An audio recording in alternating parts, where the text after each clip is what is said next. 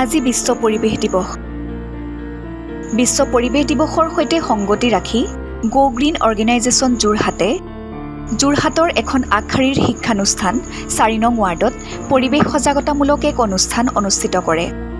অনুষ্ঠানটিত ছাত্ৰ ছাত্ৰীসকলৰ মাজত চিত্ৰাংকন প্ৰতিযোগিতা অনুষ্ঠিত কৰাৰ লগতে সেউজ সম্পৰ্কীয় ইতিবাচক চিন্তনৰ বাৰ্তালাপ আগবঢ়োৱা হয়।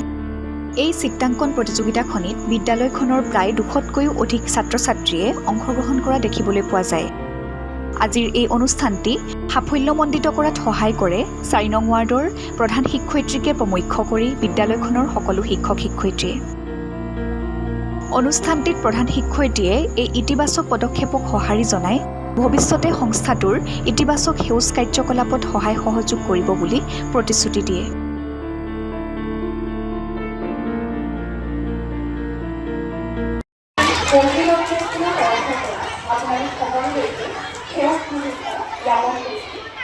আজি বিশ্ব পৰিৱেশ দিৱস লগতে আমাৰ মৰমৰ সংস্থা আৰু চৰকাৰ বিশেষকৈ আমাৰ গৌৰৱী অৰ্গেনাইজেশ্যনৰ ৭ম বৰ্ষপূৰ্তি অনুষ্ঠান আৰু এই বিশ্ব পৰিৱেশ দিৱস লগতে ৭ম বৰ্ষপূৰ্তি অনুষ্ঠানৰ প্ৰতি লক্ষ্য ৰাখি আপোনালোকৰ বিদ্যালয়ৰ আমি আজি অনুষ্ঠানটি অনুষ্ঠিত কৰিবলৈ পাই যথেষ্ট আনন্দিত হৈছোঁ। সদায় আমি সজাগতা সৃষ্টি কৰিলেহে আমি পৰিৱেশটো সৰ্বাংগ সুন্দৰভাৱে আমি ৰাখিব পাৰিম।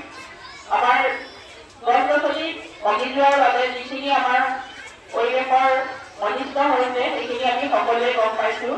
গতিকে আমি এই পৰিৱেশ বিকাশৰ লগত সংগতি ৰাখি আমি বিভিন্ন ধৰণৰ গছ-গছনি ৰুলে আমাৰ পৰিৱেশ আমি সুন্দৰকৈ ৰাখিব পাৰিম। তেওঁলোকৰ এই সজাগতাৰ কাৰণে তেখেতসকলে যিখিনি আমাৰ বিদ্যালয়ত আজি আমাক এটা গছ পুলি দিছে আৰু আমাৰ বিদ্যালয়ৰ পৰিৱেশ সজাগতাৰ ওপৰত তেওঁলোকে এখন চিত্ৰাংকন প্ৰতিযোগিতা পাতিবলৈ ওলাইছে। এই প্ৰতিযোগিতাত আমাৰ বিদ্যালয়ৰ ছাত্ৰ ছাত্ৰীসকলে অংশগ্ৰহণ কৰিব আৰু তেখেতসকলক আমাৰ শিক্ষক শিক্ষয়িত্ৰীসকলে সহায় সহযোগিতা আগবঢ়াব বুলি মই আশা ৰাখিলোঁ। এখন সেউজীয়া পৃথিৱী, এখন সেউজীয়া সমাজ বাবে উঠি অহা নৱপ্ৰজন্মক আমি গঢ়াই দিব পাৰোঁ, এয়া আমাৰ প্ৰধান উদ্দেশ্য।